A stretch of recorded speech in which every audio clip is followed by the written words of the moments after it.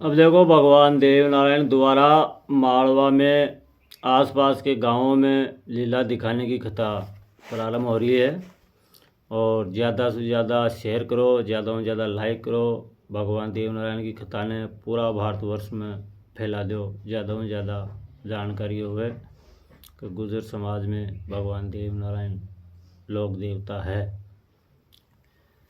तो श्री देवनारायण भगवान ननियाल में रहते रहते ही जवान हो गए थे। उन्होंने अपनी बाल लीला भी दिखाई थी दूधाजी खटाना के पास। और श्री देवनारायण भगवान के पास भी गायें बहुत थी। ये गायों को बहुत दूर दूर तक चराने के लिए जाते थे। लगभग 20-25 कोस की दूरी पर यह गायें चराने जाते थे। यहाँ पर चारा व पानी की व्यवस्था अच्छी होती रही, पर यह डेरा लगाते थे। जहाँ रहते वहीं लोगों ने गांव बसाया था। इस प्रकार गांव बसते जाते थे। जहाँ पर श्री देवनारायण का मंदिर भी बनवा दिया जाता था। एक दिन नापागवाड़ बबूलिया और हीरादासी माता साधु देवनारायण के घोड़ा, इस सभी ने श्री देवनारायण से पूछा कि हे नाथ, आपका नाम तो सर्वत्र व्याप्त है एवं प्रसिद्ध है, लेकिन हम सबका नाम तो इस मालवा मध्य प्रदेश में कहीं भी प्रसिद्ध नहीं है, तो हमारा भी कुछ नाम प्रसिद्ध होना चाहिए। तब श्री देवनारायण भगवान ने कहा कि आप सबके नाम से गांव बसाया जाएगा, ताकि आपका नाम भी प्रसिद्ध हो जाएगा। तब इसके नाम पर इस प्रकार गांव बसाए गए हैं। नापागवाला ने यहाँ पर अपनी गायों को रोककर बैठाया गया था। वहाँ पर एक गांव बसाया। उस गांव का नाम नापा खेड़ी रखा गया है। हीरादासी जहाँ से ग्वाला के लिए खाना बनाकर पहुँचाती थी, वहाँ भी एक गांव बसाया। उस गांव का नाम हीरा खेड़ी रखा गया। जहाँ पर बबूलिया ग्वाल छाछ बनाता था, उस समय छाछ रही और गरगड़ा से बनाई जाती थी। उसी जगह पर एक गांव बसाया गया। उसका नाम गरगड़ा खेड़ा रखा गया। यह है गांव बबूलिया गांव के नाम से है, बबूलिया ग्वाल के नाम से है। फिर एक जगह अच्छा चारा की व्यवस्था थी, परंतु वहाँ पर पानी उपलब्ध नहीं था। इसकी जानकारी नापा ने माता साधु को दी, तो माता साधु ने कहा कि मैं तेरे साथ चलूँगी। एक दिन माता साधु नापा ग्वाल के साथ गई और उसी जगह की जानकारी ली। तब माता साधु ने देखा कि वास्तव में यहाँ चारा की व्यवस्था अच्छी है, परंतु यहाँ पानी नहीं है। तो माता साधु ने सोचा है कि क्यों नहीं यहाँ पर कुआं खुदवाया जाए। माता साधु ने 6 महीने लगे। वह 6 महीने पीछे की ही दिखती थी, 6 महीने आगे की 6 महीने पीछे की दिखती थी। उसने देखा कि यहाँ धरती में पानी बहुत है। नापा ने कहा कि माता, यहाँ पर पानी की व्यवस्था हो जाए तो बहुत अच्छा होगा। माता साधु ने कहा कि हे नापा, तुम यहाँ पर एक खड्डा खोदो। तो नापा ने खड्डा खोदा, जिसे बेरी या झेरी कहते हैं। माता साधु ने उनके साथ लगाया तो बेरी में बहुत सारा पानी आ गया। तभी गायें, ग्वाल और माता साधु ने उसी बेरी से पानी पिया करते थे। इस समय मालवा में लोगों ने इस बेरी को ही अच्छी तरह खुदवाकर बावड़ी बनवा दी, तो माता साधु की बावड़ी के नाम से प्रसिद्ध है। यहाँ पर माता साधु व नापा की एक मूर्ति स्थापित करके एक मंदिर बनवा दिया गया था। यहाँ पर समय समय पर प्रतिदिन सेवा होती है। इस समय है उस जगह को फरना जी का नाम से जानी जाती है। जहाँ पर माता साधु ने बावड़ी खुदवाई थी, वहाँ पर श्री देवनारायण भगवान की गायें बैठती थी। जहाँ पर एक डूंगरी भी थी, यहीं पर श्री देवनारायण के घोड़े के मुँह में से फरना जी की आवाज़ निकलती थी। यह इस वजह से यहाँ पर बसाया गया गांव का नाम फरनाजी रखा गया था। इस स्थान को नारायण का लीला घोड़ा के स्थान से भी जाना जाता है। यहीं पर 2 महात्मा श्री देवनारायण का पर्चा लेने के लिए आए थे। महात्माओं ने कीड़े मकोड़े उत्पन्न कर छोड़ दिया था, तो नापा ने श्री देवनारायण भगवान को इस बारे में बताया। तब श्री देवनारायण भगवान ने आकर के उन कीड़े मकोड़ों को अलोप मुक्त करके अपना चमत्कार दिखाया।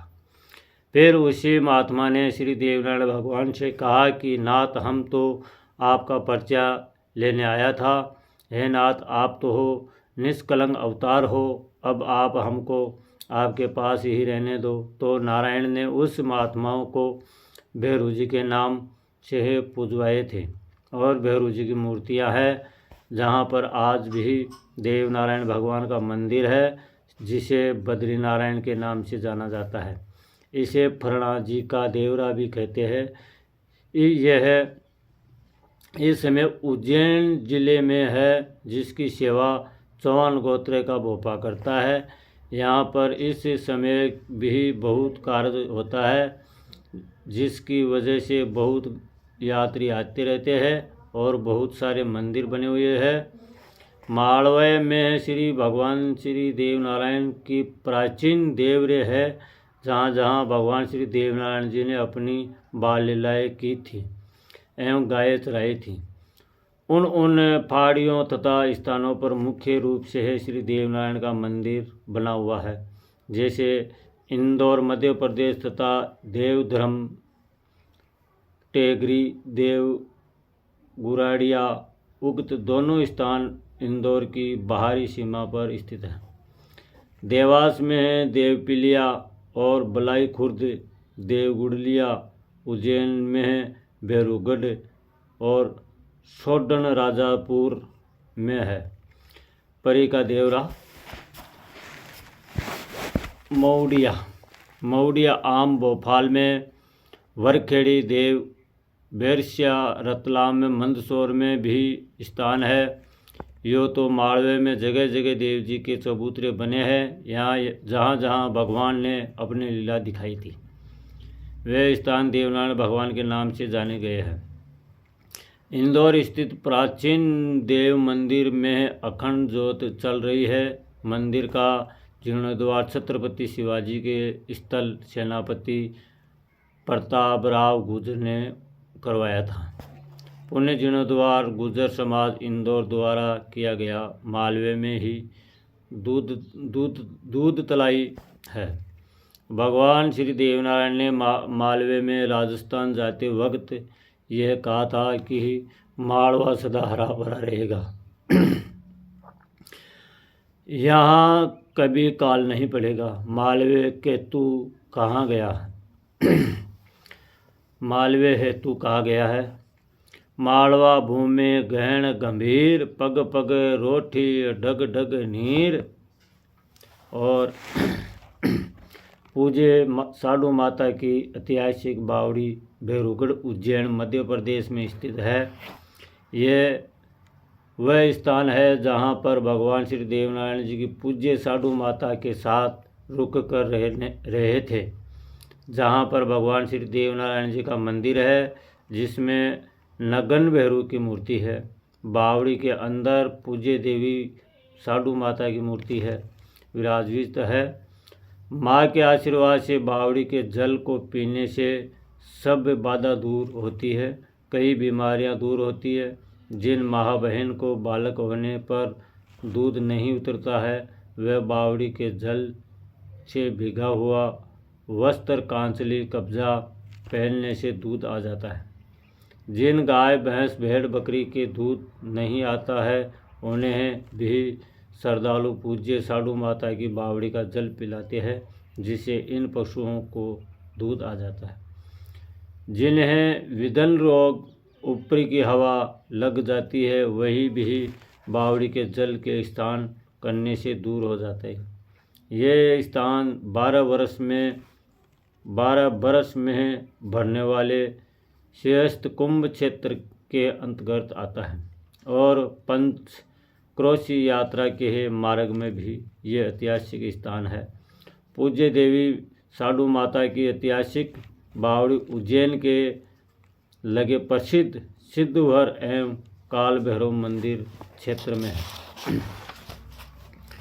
और उज्जैन के पास एक राक्षस था। वह राक्षस लोगों को बहुत परेशान करता था। कभी कभी तो वह राक्षस बालकों को भी खा जाता था। इस वजह से उज्जैन शहर के लोग बहुत दुखी थे। लोगों ने श्री देवनारायण भगवान को उस राक्षस के बारे में बताया कि महाराज, ये राक्षस हमें बहुत दुख देता है और हमारे बालकों को भी खा जाता है।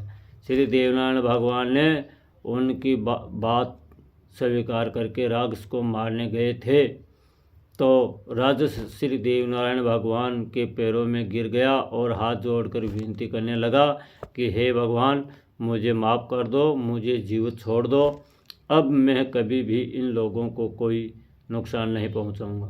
तब नारायण ने कहा कि मैं तुम्हें जीवित छोड़ देता हूँ, मगर एक शर्त है कि तुम इन लोगों को दुख न देकर इन लोगों का दुख दूर करो। यदि तुम ऐसा करोगे तो यह लोग तुम्हारी पूजा करेंगे। राक्षस ने मंजूर कर लिया। फिर नारायण ने उनका नाम भैरू रख दिया। उस समय से ही इस राक्षस ने लोगों को दुख दूर करना शुरू कर दिया और इस समय भी यह लोगों का दुख दूर कर रहा है, जिसको राक्षस शंका भैरू जी के नाम से जाना जाता है। यहाँ पर लोगों ने गांव बसा लिया। उस गांव को सामू नाम से जाना जाता है।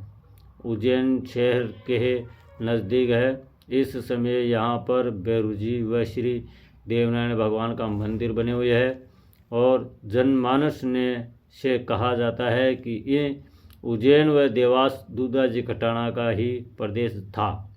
वहाँ पर उन्हीं का राज था। एक दिन देवनारायण मित्रों को साथ लेकर मामा जी के महल के पास ही माणक चौक में गेंद खेलने लगे।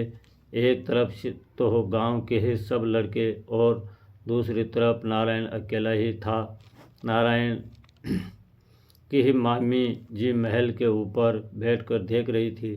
नारायण ने खेलते खेलते गेंद के जोर से चोट लगाई तो गेंद मामा जी के महल में जा पहुंची और एक खंबे से टकराकर, जिससे महल का खंबा अपनी जगह से आगे खिसक गया और मामी जी के दो तो हाथी दांत की चूड़ियाँ पहन रखी थी वह टूटकर बिखर गई और मामी जी का चरखा भी टूट गया। नारायण ने महल में जाकर मामी जी से गेंद मांगी। मामी जी तो गुस्से में भरी हुई थी और उसने नारायण से कहा कि बालू जालू थारो गेंदड़ियो, नदी में बुआ दूं थारो गेंद। नारायण बोल्या, मामी जी क्यों बोलो यो मारो हेंगड़ियो, क्यों बुआओ छो ना पाटू गेंद। मामी जी ने कहा, मैं तुम्हारे गेंगड़ियों को चूल्हे में जलाऊंगी और तुम्हारी गेंद को नदी में बुहाऊंगी। तब देवनारायण ने कहा, मामी जी, आपका जो नुकसान हुआ है उसे मैं दे सकता हूँ और मैं आपको महल के खंभों को वापस वहीं लगा सकता हूँ और आपके लिए हाथी दांत की नई चूड़ियाँ मंगवा सकता हूँ। लेकिन मामी जी ने कहा कि तुम तो बदमाश हो, इसलिए बदमाशी ही करोगे, क्योंकि कड़वी बेल के तो कड़वे ही फल लगेंगे, इसलिए तुम बिल्कुल आपके वंश में गए हो। क्योंकि तुम्हारे पिताजी भी बड़े बदमाश थे, वैसे ही तुम भी बदमाशी करते हैं, इसलिए तुम भी रोज़ कोई न कोई शिकायत लेकर आते हो। एक दिन तुम्हारे पिताजी भी राणा दुर्जनशाल की रानी को ले आए थे। फिर क्रोधित होकर राणा ने फौज लेकर तुम्हारे वंश को मार दिया और तुम्हारे गांव खेड़ा को निर्जन उजाड़ कर दिया। फिर तुम्हारी माता तुझे लेकर यहाँ पर आ गई और तुम्हारा आलन पालन करने लगी। अब तुम रौब जमाकर हमारे सिर पर चढ़ना चाहते हो। आम जान से सींचा था निकला पेड़ बबूल, आम जान के सींचा था निकला पेड़ बबूल, बैठने लगा छाया तले और चुभने लगी सोल।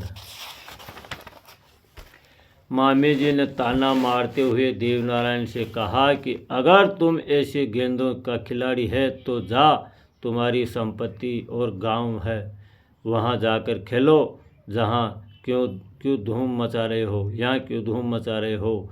देवनारायण ने कहा कि मामी जी, आप इस प्रकार के कड़वे वचन न बोलो। हम तो समय निकालने के लिए आ गए थे। अब हम वापस हमारे गांव खेड़े में चले जाएंगे। नारायण मामी जी की बात से उदास हो गए। मामी जी ने देवनारायण को ताना मारा तो देवनारायण भगवान ने जवाब दिया कि हे मामी जी, इतना गर्व मत करो, क्योंकि गर्व करने से नागर सागर समुद्र का संपूर्ण जल ही खारा हो गया। गर्व करने से ही रावण ने अपना वंश को खो दिया। गर्व करने से ही वन में मोर के पाँवों में कोढ़ हो गया। गर्व करने से ही चकवा चकवी का रात में जोड़ा बिछड़ना पड़ता है। बोलो श्री देवनारायण भगवान की जय। एक आगे की कथा अगला एपिसोड में आवली। बोलो श्री देवनारायण भगवान की जय।